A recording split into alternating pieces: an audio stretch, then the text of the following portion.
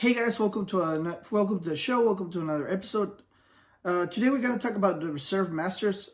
Basically, how a master set will look like if the reserve list was printed on the set.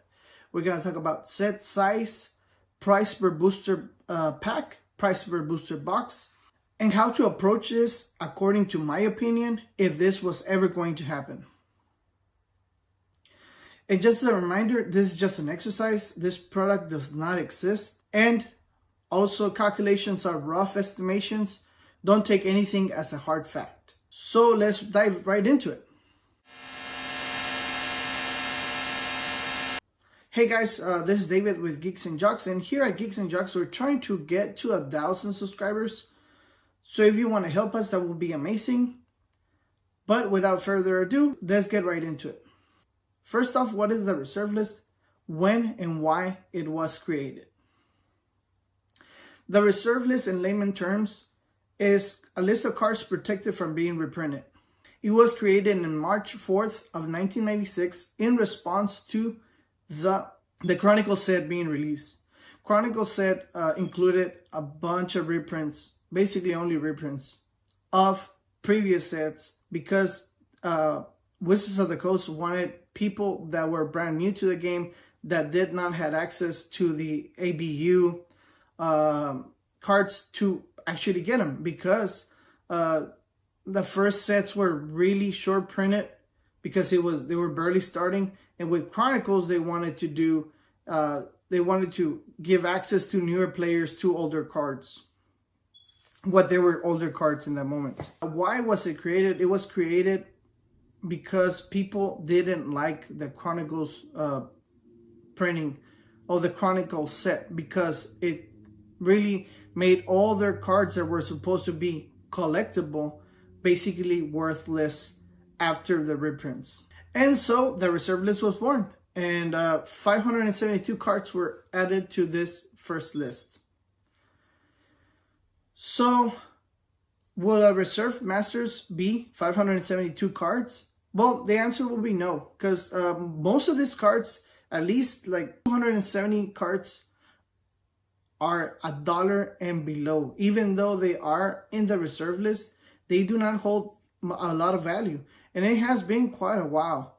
If it's been over 20 years and they haven't gained any value, the market doesn't really want the cards. Nobody really wants the cards. So to reprint those would just be a disservice to what we're trying to do, which is reprinting the reserve list. Also, you have to remember some of these cards from the reserve list are banned from all formats, such as the case of Chaos Orb. Therefore, reprinting that card not as a token or not as a freebie will be a disservice as well, because you can't play it anywhere else. And if you're not going to have the original printing, then why have the card at all?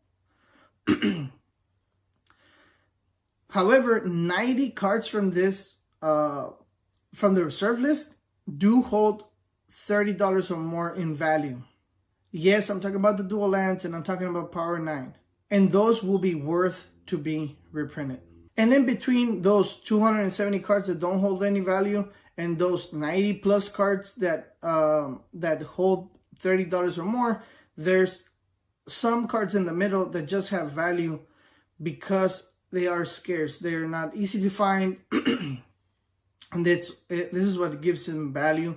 They're not really playable at all, or nobody wants to play with them. They just randomly get a buyout and they increase in price. So if we move forward, since the set is not going to be 572 cards, what will be a good size? Well, Double Masters has a size of 332 cards. And I think 330 cards, it's a good size for a reserved master set. Just doing basic math on the total expected value on reserved masters, the cost of a single pack of 15 cards will be around $250 to $265 if they do double rare. Let's not get into the whole VIP boosters mess, but if you do double rares in their packs. The drafting experience will be around $750 to $800 for a reserved Masters draft experience. And the box will be around the neighborhood of $6,000. Some would call it a bargain, but some of us, it would just be impossible to acquire a box. But how do we get to reserve Masters? I know it is a idea. It's just a sample of something that could happen.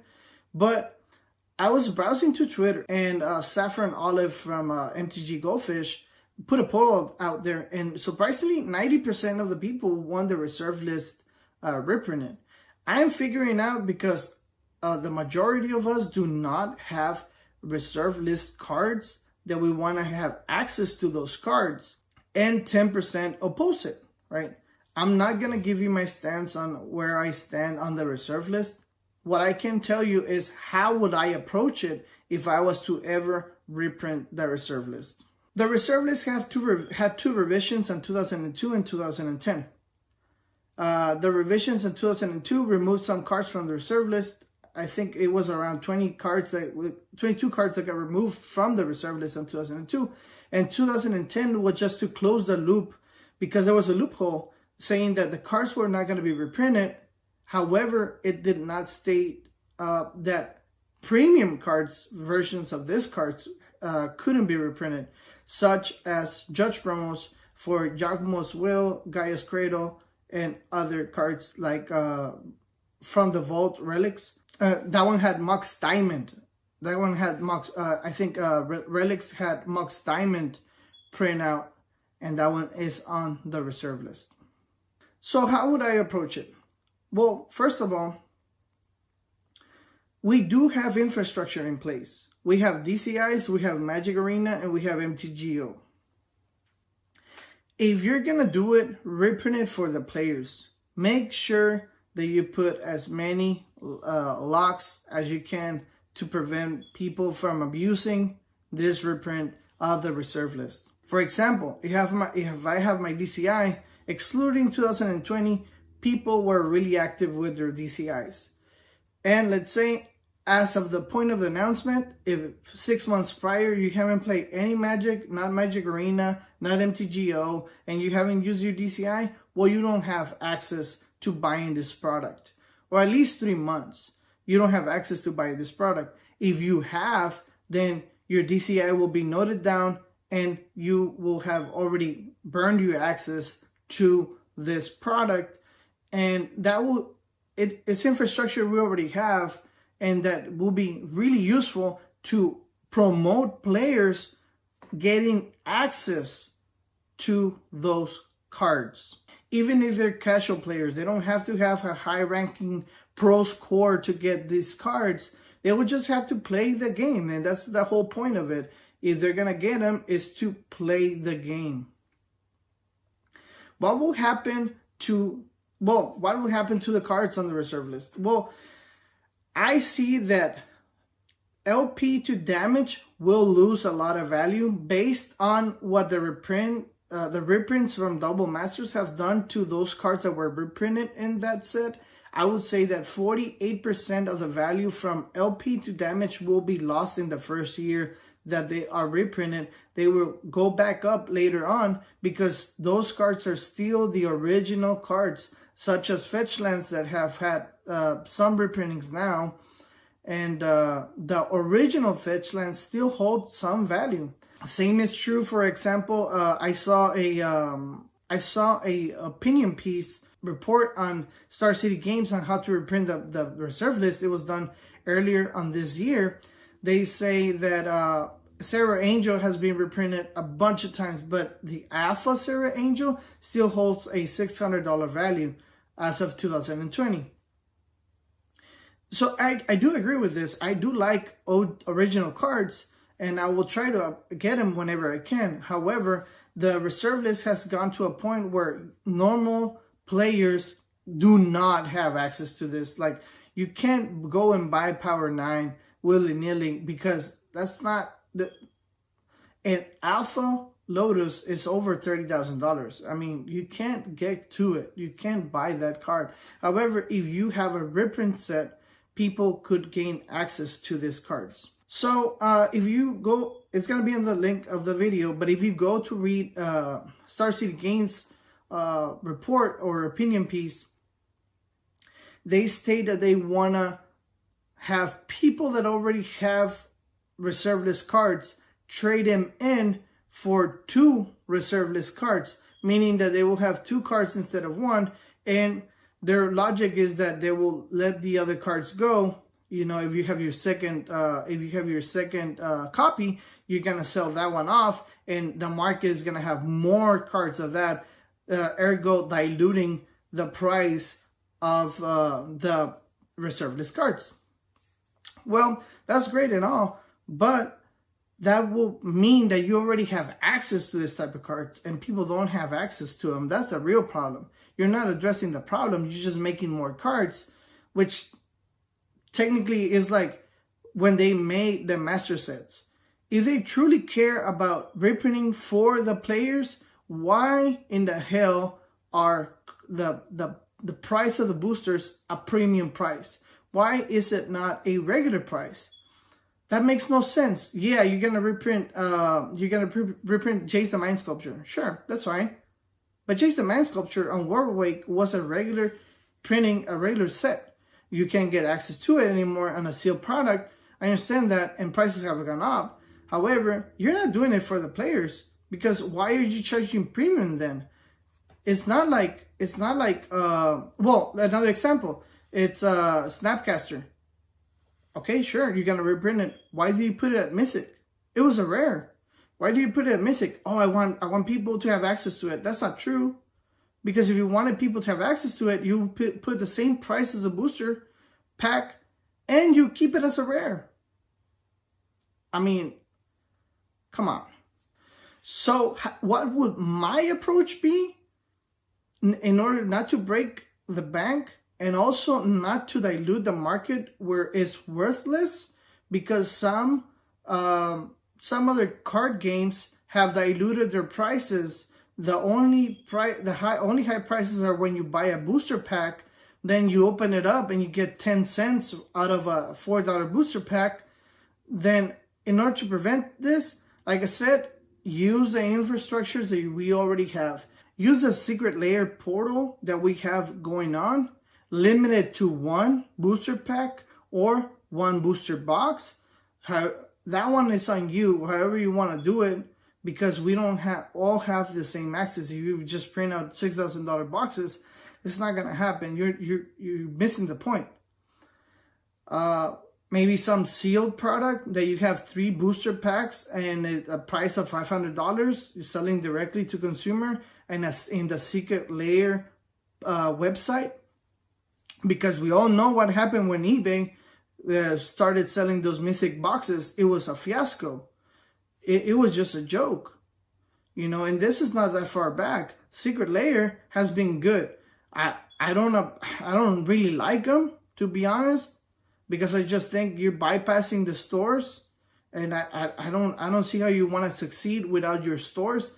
But that's fine, you know. But use this structure that you already have. Use the DCI so people can't corner the market or just buy a hell out of a product. And people that are not interested in this product would just not buy it. And just to wrap up, I know that the price that I gave for booster pack and a booster box is way high up there. However, we just paid $100+ for a VIP booster, and I think something like that could be made for a reserved Masters set, right? And that will break a little bit of the glass ceiling that we newer players have compared to older players. And like I said, what I'm saying is not my stance. This is not where I stand in the reserve list. You'll be surprised where I stand in the reserve list. However, you know, I can see a point where it has been to over 25 years, and you know, these cards are getting impossible to get access to. You know, their reserve list was probably a good thing for like the first 5 years, but then it's just insane. And I'm just gonna address this because I don't want to get bombarded in the comments. this is just an imaginary exercise. I'm not saying they should do it. I'm not saying they shouldn't do it. This is just an imaginary exercise. A lot of people are going to put promissory estoppel in the comments. Well, I understand. However, it's going to be hard to prove that you got damaged.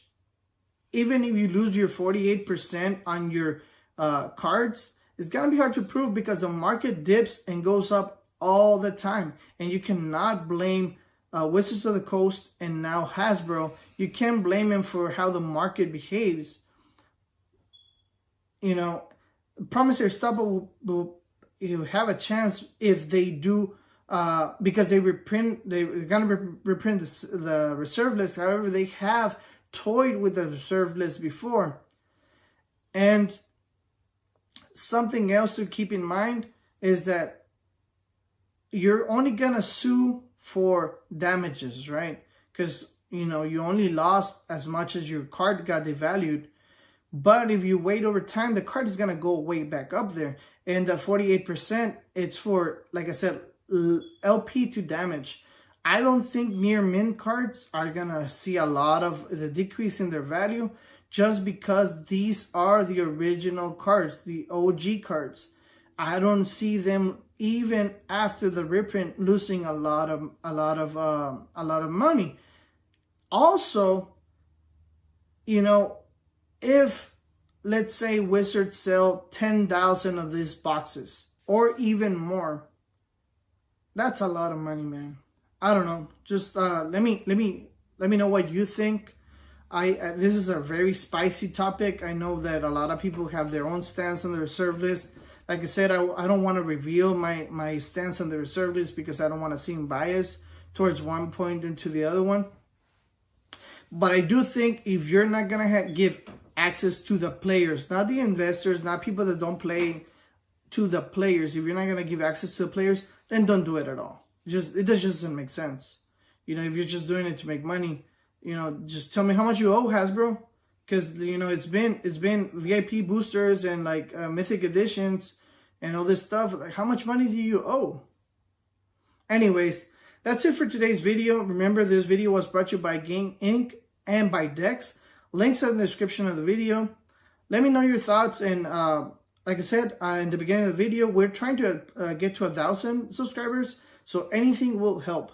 If you can please share the video or you subscribe yourself, that would be amazing. Thank you, and I'll see you in the next one.